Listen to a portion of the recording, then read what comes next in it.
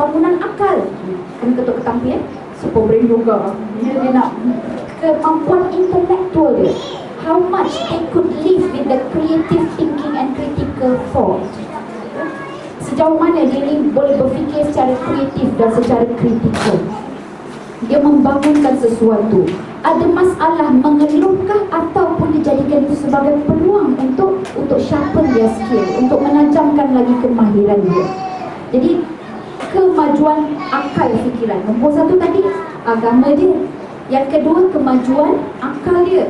Yang ketiga pembangunan harta yang dia ada, resources yang dia ada, sumber yang dia ada. Kalau kita sumber minyak dan sebagainya, kalau kita perempuan ni dekat dalam rumah tu, kita banyak buang ke atau kita banyak bangunkan, kita banyak membentuk sesuatu, resepi baru kan, masak benda baru, jadi tak terbuang, tidak terbazir. Anyway di Malaysia 8 juta tan sehari 8 juta tan sehari terbuang. Kalau 8 juta tan satu hari, sebulan berapa? 8 kali 30 ya? Berapa tan dah terbuang. Bila terbuang, buang jangan sebut buang aja. Buang itu kita menyediakan rumah untuk kuman-kuman, penyakit dan sebagainya. 8 juta tan bila dibahagikan kepada rumah, satu rumah bersamaan dengan 900 gram. 900 gram nearly 1 kg kita buang. Kalau setakat hari-hari habuk dan kan kita sampah, setiap hari kita sapu, ada apa je sampah kita, tuan-tuan? Betul tak? Abu-abu je. Lebih-lebih pun kertas-kertas. Lainlah kalau kita shopping baju sekolah anak kan, dengan kotak kasutnya semua kan, kita jadi buang, tu memanglah bertambah. Tetapi kalau hari biasa sampai 1 kilogram kita punya sampah, apa yang berat? Apa yang berat? Makanan. Nasi kita buang, mie goreng kita buang, ikan tak habis kita buang, semuanya berat. Minyak ke apa ke kita buang, ya Allah. Rasa kalau buang rasa berdosa kan, rasa berdosa je. Carilah ayam itik ke apa ke bagi makan. Orang pun tak makan juga, agak pedas ke apa ke, tom yum ke kan. Kita macam itulah perempuan yang dikasihi. Tengok macam mana kita menggunakan, sebab hakikatnya bila kita membuang, innal mubadirina kanu ikhwana syayatin. Kita ini adalah kawan kepada syaitan. Kita bersilaturahim dengan syaitan. Kenapa? Bersilaturahim dengan syaitan, kita menyemarakkan benda-benda yang tak baik untuk berkembang dekat atas muka bumi ini, termasuk penyakit di sebuah ya. Okey. Jadi yang satu tadi berkenaan dengan resources atau pengurusan harta. Yang keempat adalah berkaitan dengan kita sebut keturunan. Berkaitan dengan keturunan. Dan yang kelima yang saya sebut ni semua adalah maqasid syariah. Dan yang kelima tadi, pertama agama, kemudian akal, kemudian keturunan, yang keempat adalah harta, yang kelima tak ingat lah apa dia. Pada lima je, maqasid syariah. Tak apa, nanti kalau ingat saya datang. Jadi itulah kualiti manusia. Nyawa, roh, tinggal kasih Liza. Jiwa, roh ataupun nyawa. Maksudnya kita tak boleh bunuh orang sesuka hati. Jadi kualiti kita terletak pada nyawa, maksudnya terletak pada tahap kesehatan. Itulah kualiti manusia. Pertama agama, kedua akal yang cerdas, yang ketiga harta yang diurus, yang keempat adalah keturunan yang baik, keturunan yang bagus, generasi yang bagus, yang kelima adalah kesehatan. Ini kualiti kehidupan. Dan daripada 5 kualiti hidup ini yang dipanggil maqasid syariah ini, terbedalah hukum hakamnya. Itu kita kena tutup aurat, itu yang kita kena solat, jaga agama, itu yang kita tak boleh curi harta orang, kita nak jaga harta, kita tak boleh mencuri, merompak dan sebagainya. So bila kita sebut tentang pendidikan anak-anak dan keluarga, dia jatuh bawah kualiti manusia yang panggil keturunan. Dan dalam Islam dia ada satu bab nama dia munakahat. Munakahat dia bukan setakat nikah kahwin tuan-tuan puan-puan. Bila kita go even deeper dalam Al-Quran ya, ayat pertama yang memperkenalkan perkataan syura, berbincang adalah ayat parenting. Apa dia ayat parenting? Ayat yang membincangkan tentang suami dan isteri ini mesti bersama duduk, berbincang, bertukar-tukar pandangan untuk tentukan bila nak ceraikan susu anak. Anak susu ni nak ceraikan kan syura dulu. Perkataan berbincang ni dalam perkataan dalam ayat itu dipanggil syura. So kita biasa dengar syura itu untuk kepimpinan politik. Tapi Al-Quran memperkenalkan syura ini sebenarnya terlebih dahulu perlu diamalkan dalam struktur kekeluargaan, parenting. Kita dengan anak-anak kita berbincang, kita dengan suami kita berbincang. Nak tetapkan peraturan di rumah, pukul berapa nak tengok TV, pukul berapa nak tutup TV, berapa jam nak bergadget satu hari, lepas ni cuti sekolah nak pergi ke mana. Kita berbincang dulu dengan suami kita. Kita tak bincang dengan suami kita, kita kata dengan anak-anak maghrib tutup, tapi ayah tengok bola. Contoh je lah, siap tengok bola gitu kan. Waktu maghrib, mak dan ayah dah bertentangan, dah berbeza pandangan. Anak-anak jadi apa? Jadi confused, atau anak-anak akan mempergunakan peluang ini. Dia tengok siapa yang boleh dipengaruhi. Ayah. Ayah lah. Dia nak keluar rumah, dia tanya dengan mak. Mak kata, pergi je lah. Ayah kata, jangan. Dia dengar siapa? Mak. Sebab tu saya sekarang ni, sebab nak mengelak benda-benda tu, apa saya buat? Saya cakap dengan suami saya, whatever matters related to inside the house, itu biasa saya buat keputusan. Tapi apa-apa juga perkara yang melibatkan dia nak keluar, yang itu abang kena buat keputusan. Dia kadang-kadang tanya ayah dia tanya mak. Dia pergi tanya mak dia, mak tanya ayah. Senang budak ni. Mana satu? So saya terus bagikan, saya kata, bang, apa-apa kena-mengena dengan luar, maksudnya nak pergi tengok kawan dia ke, ini macam dia nak pergi ke Langkawi ke, ada anak saya nak pergi ke Jepun ke, saya kata must go through you first. Tapi bila kita dah biasa dengan suami kita, kita bincang-bincang, dia pun balik pada kita juga. Dan kita bincang-bincang dengan dia, walaupun dalam rumah sendiri, sebelum kita tentukan, kita bincang dengan dia juga. So praktis syura itu sangat penting. Berbincang suami dan isteri terlebih dahulu sebelum kita menentukan ya, pembangunan keturunan ini yang menentukan kualiti kehidupan manusia. So, saya simpulkan tuan-tuan perempuan. Kemudiannya saya buat buku ni, saya dengan sahabat-sahabat TPS buat buku ini. Kita kata guna cara Nabi. Kenapa? Nabi sebut wa ana khairukum li ahli. Kerana aku ini yang terbaik daripada kalanganmu terhadap ahli keluargaku. Dan saya dalam ni bukan semua saya amalkan pun. Sebab apa? Saya pun baru tahu. Jadi dengan sekarang ni fasa apa tuan-tuan perempuan? Sebab yang untung anak yang nombor 5 dengan nombor 6, dua-dua lelaki.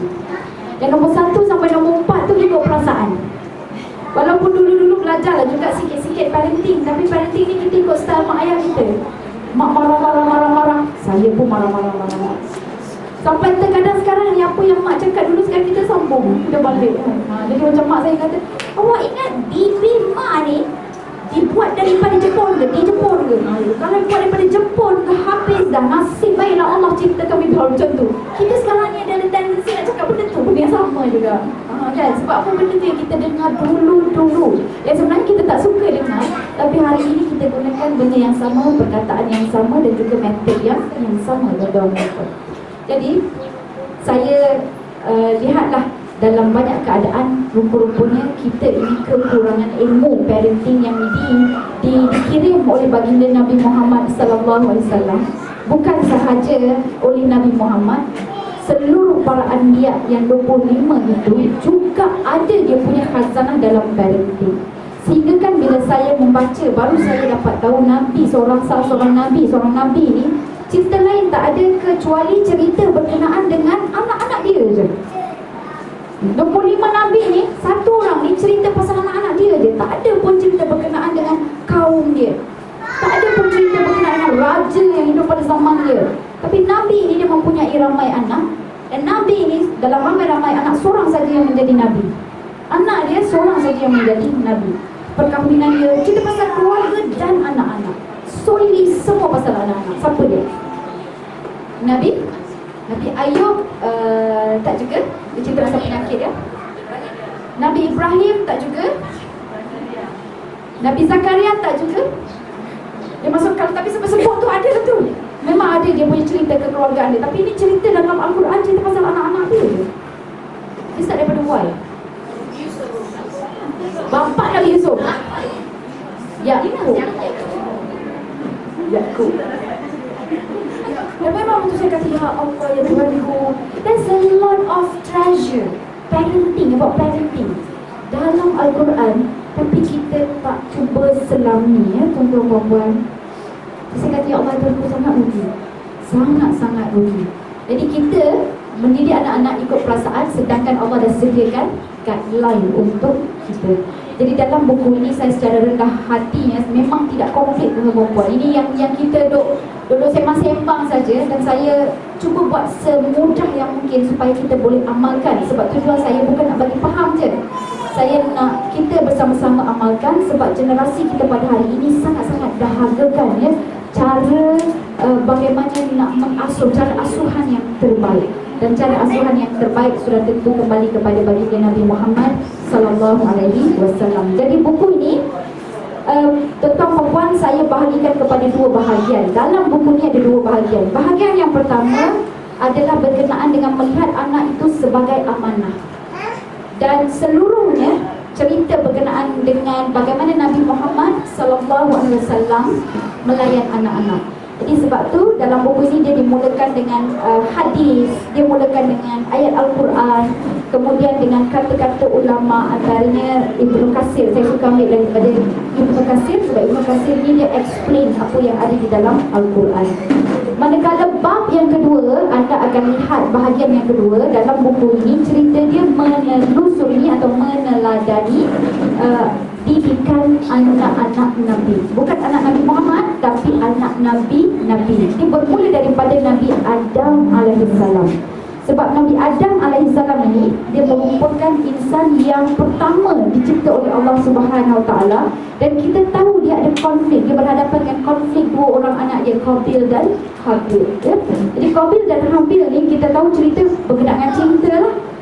Jadi, tapi kalau kita tengok dengan kacamata ataupun mikroskop parenting, Nabi Adam alaihissalam berjaya untuk distribute kemahiran. Dia pakar, dan dia meletakkan anak dia nak jadi pakar dalam bidang apa. Macam Qabil pakar dalam bidang penternakan, Habil pula dalam bidang pertanian. Jadi kat sini saya kata, Masya Allah, kita sebagai ibu bapa jarang cerita benda ini pada anak-anak dengan serius. Cuba cerita kau nak jadi apa, kau nak jadi apa. Tapi kita jarang bagi serius dan guide them. Nabi Adam, dia bagi guidance, dia bagi bimbingan pada anak dia, macam mana nak menternak binatang, macam mana nak bercucuk tanam.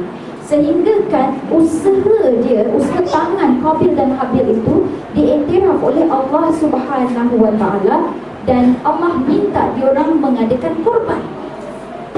Habil dalam pertanian, Qabil pula dalam bidang penternakan. Tapi cara diorang itu menghadap ataupun melihat resources, harta, kualiti hidup ni, Qabil dia pilih yang terbaik untuk dikorbankan, untuk diberi. Manakala Habil pula diberi benda yang dah tak elok untuk sebagai korban. Jadi ini kembali pula kepada sikap. Jadi dalam ni saya tak sempatlah cover semua. Luqman Al-Hakim pun sikit-sikit, sedangkan Luqman Al-Hakim dekat TV saya cover almost 1 month. Ni puan-puan, almost 1 month bincang pasal Luqman Al-Hakim punya pendekatan saja. Dan kalau kita nak tahu juga dalam Al-Quran, ya, tangan sentuhan-sentuhan emas yang membangunkan personality gemilang anak-anak terletak pada tangan lelaki. Betul, tangan lelaki, bukan tangan perempuan. Tangan perempuan ini dia macam lebih kepada nak bagi kekuatan, bagi semangat. Dia sebagai contoh yang ada dalam ni Siti Hajar. Tapi yang menentukan duduk tinggal Nabi Ismail dengan Siti Hajar itu di mana? Nabi Ibrahim. Dia dapat daripada Allah.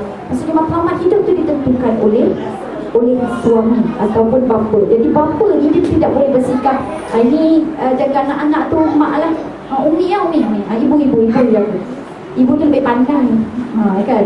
Dididikan lah. Bila dah tak jadi ni awak lah ni. Pula dah. Sedangkan semua dia tutup emas ini adalah tangan bapa. Luqman Al-Hakim, Nabi Ibrahim. Okay. Ada juga Maryam yang tidak ada suami. Tetapi Maryam ini dia meletakkan apa? Semangat je. Dia memberi semangat kepada anaknya. Dan kemudiannya Nabi Isa alaihissalam bangun menjadi Nabi dengan bantuan Nabi Zakaria. Jadi inilah dia perempuan yang dikasihi.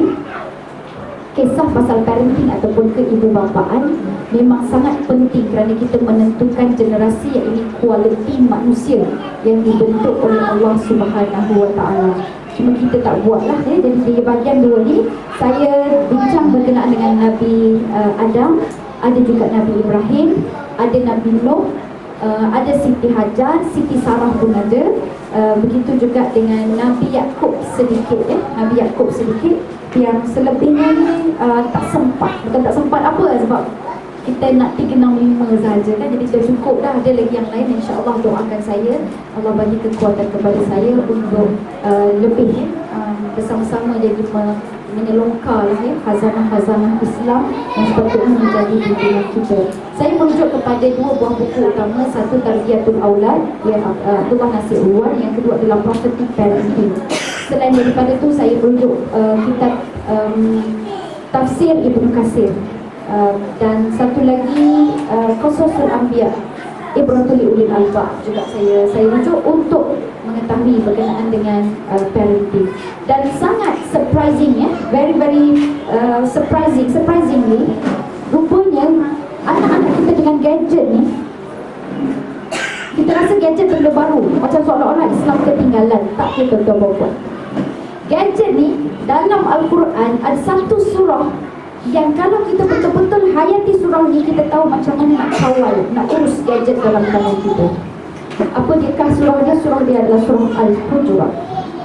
Surah Al-Hujurat itu sendiri dia membawa beberapa pendekatan bagaimana kita nak ajar anak-anak kita ini bermedia sosial atau menggunakan internet. Etika dia sangat cantik. Antara etika dia adalah bila kita bersama-sama dengan sosial, jangan kita blame each other. Jangan kita memburuk-burukkan antara satu sama lain. Kerana orang yang kita burukkan itu mungkin dia lebih baik daripada kita yang sedang bercakap. Kemudian yang kedua, dalam surah Al-Hujurat menjelaskan kita mesti check twice, thrice ataupun multiple times ya, berkenaan dengan kondisi sesuatu khabar. Jadi news yang kita dapat, maklumat yang kita dapat, macam malam tadi kan, dapat berita Negeri Selangor cuti, lepas tu kata tak jadi, lepas tu betul-betul cuti. Jadi dia ada banyak benda perempuan. Daripada berita itu sendiri ya, kita boleh tengok nombor 1, betapalah orang dengki ya kan. Itu Kedah aja yang cuti, patutnya Selangor tak ada apa-apa pengumuman lagi, tapi orang dah bagi. Jadi kemudian itu dia kata dah salah, ini bukan datang daripada pihak menteri besar. Yang kedua, barulah keluar betul-betul memang ada cuti. Di trip nombor 1, news yang tak betul datang. Yang kedua, dia rupanya provoke supaya cuti juga pada hari Isnin. Mungkin dia adalah teknik-teknik lah ya yang ada sekarang ni. Dan kita lihatlah ramai orang kreatif ya menggunakan teknologi maklumat ini untuk kesenangan diri dan sebagainya. Jadi sebab itu saya kira anak-anak ini kita perlu sediakan dia untuk berhadapan dengan gadget. Dan dalam buku ni saya kongsikan 13 tip mengurus anak bermain gadget. Antaranya adalah pastikan anak ini menggunakan gadget 20 minit untuk sesekali penggunaan. Kenapa 20 minit? Pakar mata sebut mata kita boleh tahan dengan cahaya masuk ke dalam mata kita untuk tempoh 20 minit yang pertama. Ada baca tak berita di mana baby ni dia baru lahir, lepas tu dia tangkap video untuk beberapa waktu sebelah mata dia buta sebab ada cahaya. Memang hakikatnya mata kita yang sihat ni adalah untuk melihat. Tetapi kita kena sedar mata yang sihat macam mana 100% sempurna pun dia tetap tidak akan sempurna dan tidak berguna kalau tidak ada cahaya. Kita perlu hanya boleh melihat, kita mampu melihat jika ada cahaya. Mata yang sihat macam mana? Tiba-tiba lampu mati, tiba-tiba matahari tak timbul, boleh tengok tak? Tak. Kita perlukan bantuan cahaya. Oh, yang ini Allah sebut dalam surah Al-Baqarah kan? Kita jalan dalam gelap, bila ada peti kita pun curi jalan, kita ambil daripada cahaya. Sebenarnya cahaya itu adalah Al-Quran, tuan-tuan. Cahaya itu adalah akidah Al-Quran. Tapi kita tidak mendalami dia, sebab itu kita sentiasa jalan dalam gelap. Kita terbabas. kita terlajak. Itu yang saya cerita tu, anak saya sampai terlangkawi pun macam tu dalam keadaan dia keluar semua dengan orang Islam, tapi kita sendiri rasa tidak selamat. So itu dia punya cabaran, dan hari ini kita lihat begitu, masa depan kalau kita tidak perbaiki dia akan jadi terus begitu. So kita kena bersedia bangunkan anak-anak dengan ilmu. Dengan ilmu apa? Ilmu yang Nabi ajar, ilmu yang Allah berikan kepada kita. Jadi perempuan boleh dapatkan buku ni dekat belakang. Kalau rasa boleh gunalah. Kalau rasa nak bagi hadiah sebab dah tak ada anak, mungkin kan boleh bagi hadiah. Maklumlah ni musim kahwin dan sebagainya. Saya harga dia alhamdulillah RM18 aja. Dapat kurang daripada RM20. Semua orang gerang sekolah Ustazah, kita berjual dalam RM35 boleh tak Ustazah? Ini tak murah lagi saya kata.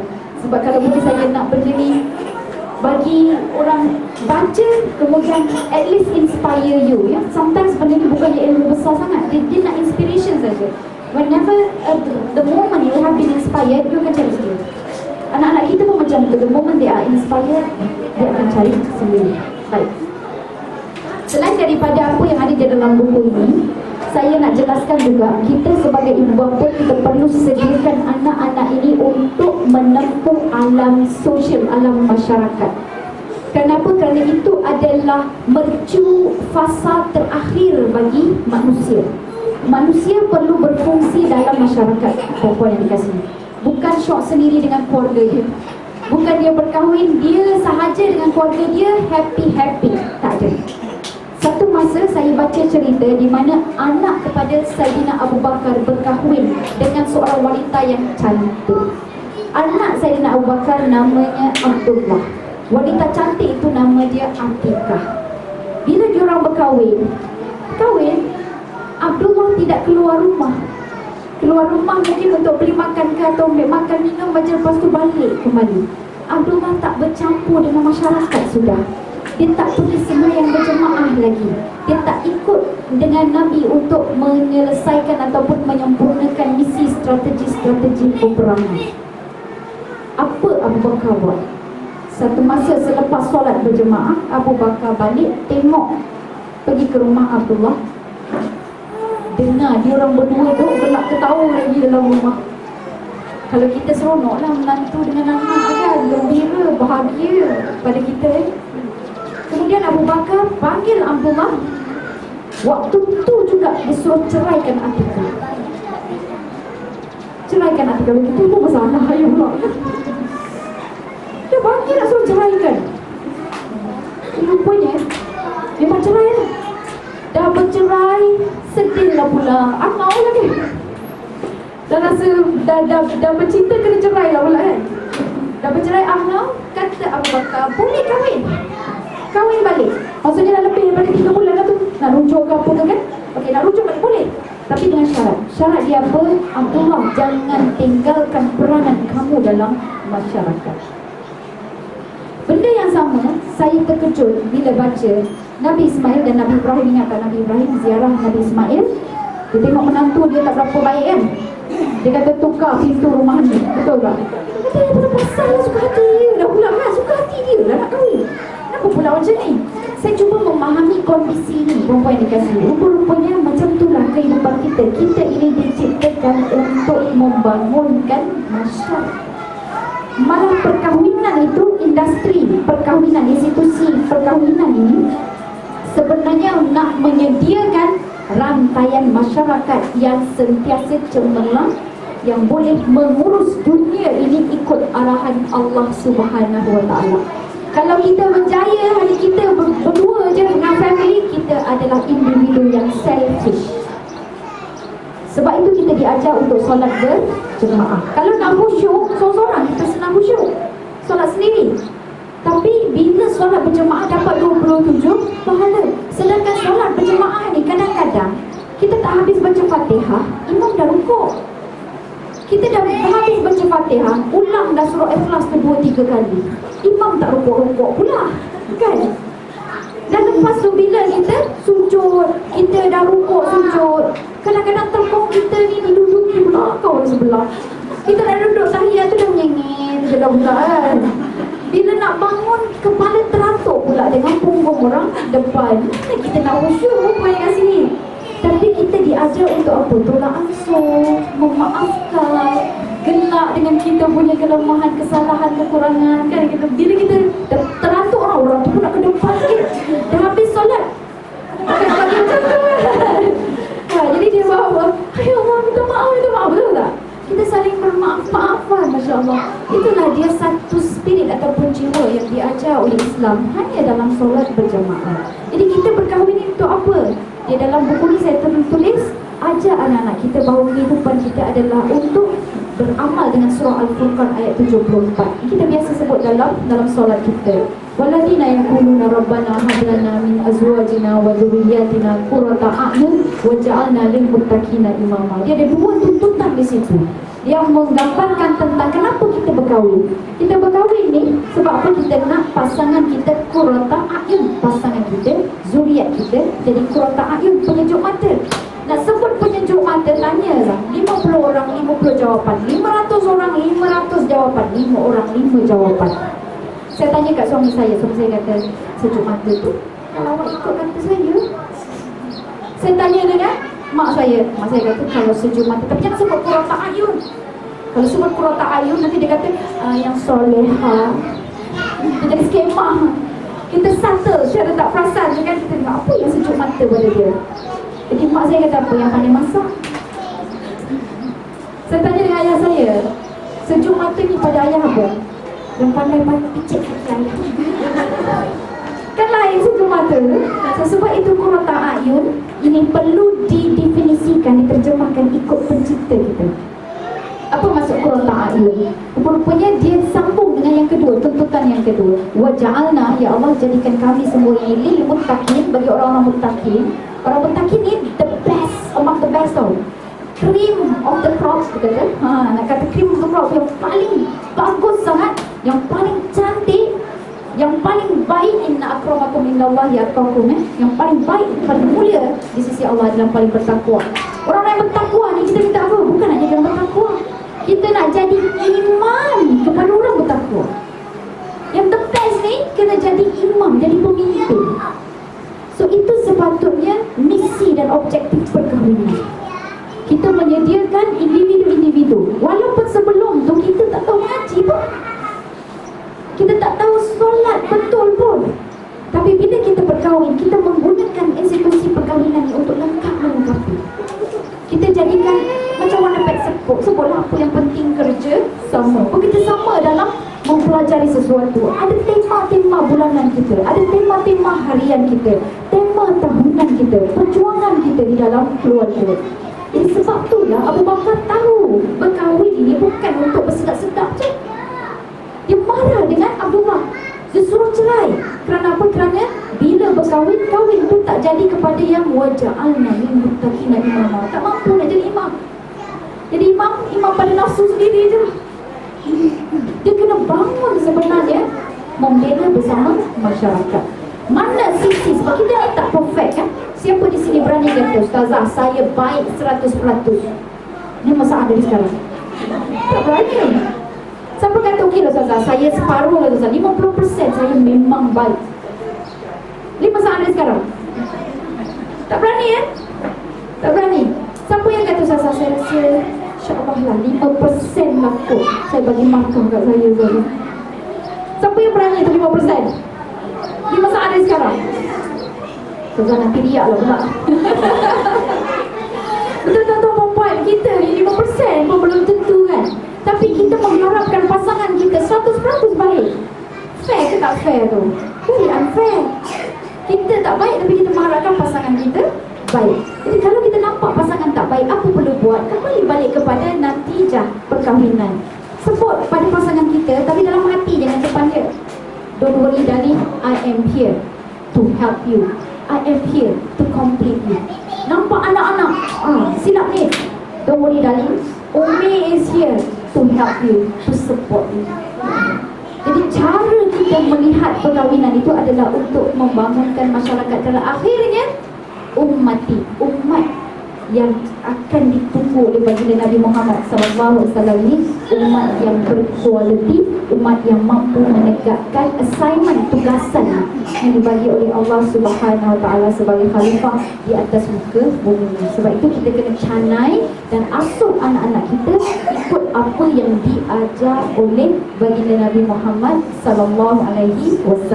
Biar sikit, mulakan sikit. Bila kita dah nampak jalan, mulakan sikit. Mungkin agak payah nak solat berjemaah, payah. Nak sediakan 15 minit waktu berkualiti satu hari di rumah, payah. Tapi mulakan sikit-sikit, tuan-tuan. Kenapa? Kerana rupanya pasangan kita, anak-anak kita ini, perkahwinan kita, dan akhirnya masyarakat kita ini, semuanya adalah alat tu. Alat untuk apa? Alat untuk dapat redha Allah Subhanahu Wa Taala. Okey. Saya sebutkan sikit apa yang saya dengar, saya belajar daripada seorang pakar sejarah ya. Nama dia Dr. Hisham Iwadi. Dia tak ada tulis buku, cuma saya dengar dalam YouTube ada 8 siri kuliah dia. Tak silap saya dia buat 8 jam. Dia buat 8 jam dan dia kenalkan pendekatan metod baginda Nabi Muhammad SAW membangunkan generasi. Dan saya akan ulas nanti kenapa Nabi buat begitu ya. Nombor 1, mulakan dengan akidah.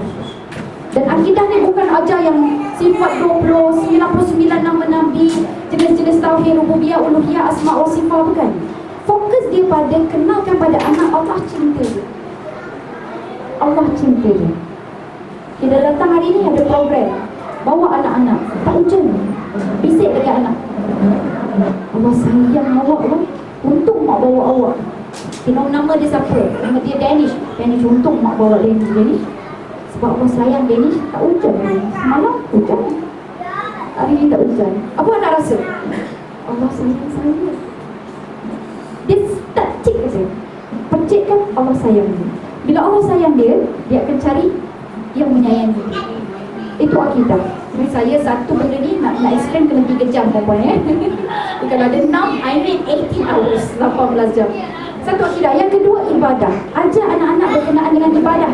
Sebab inilah cara dia untuk balas balik cinta Allah Subhanahu Wa Taala. Dan daripada ibadah ni dia ada mesej. Macam solat, ada mesej, bukan sengaja 5 kali sehari tau.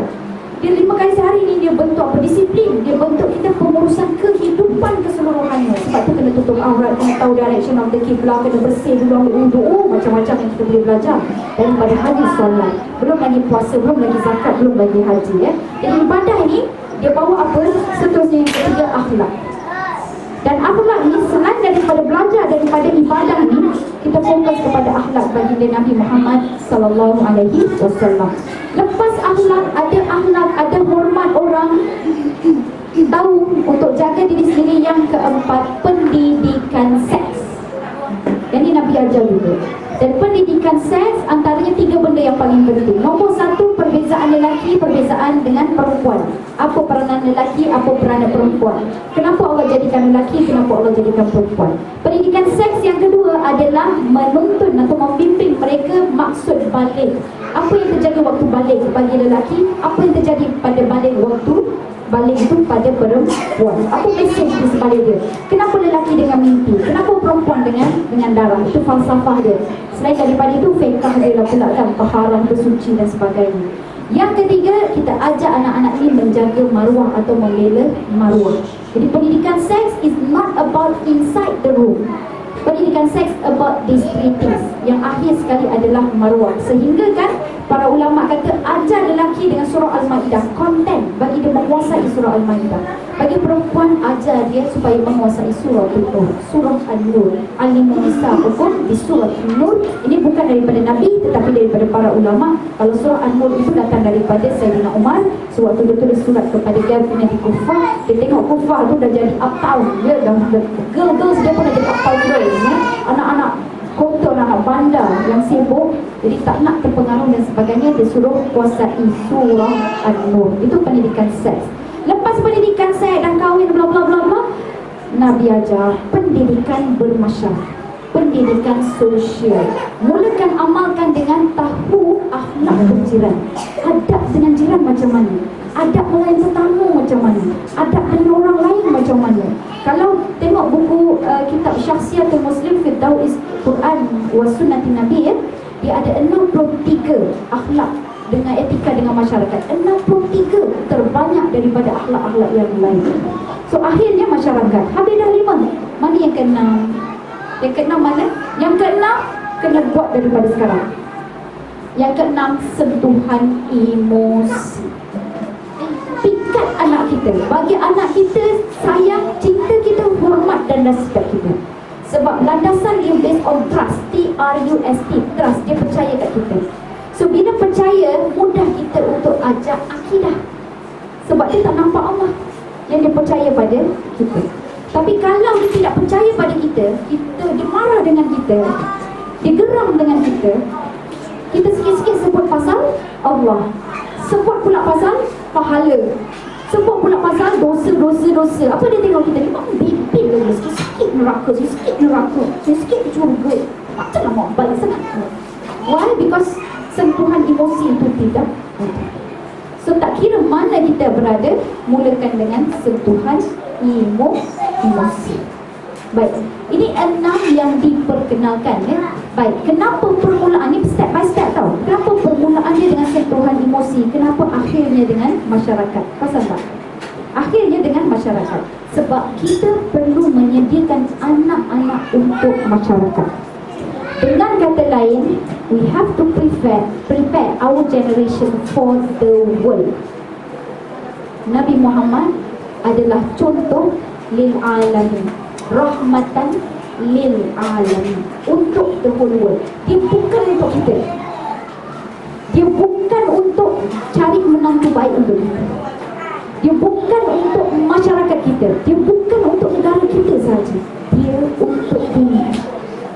Kita kena sediakan anak-anak kita ini supaya mereka boleh, dengan kata lain, mengurus dunia ini ikut kehendak Allah Subhanahu wa ta'ala. Hakikatnya dia datang pada kita, hadirnya dalam hidup kita sebagai amanah sahaja. Allah pinjamkan sekejap supaya kita boleh asuh dia, kemudian kita lepaskan untuk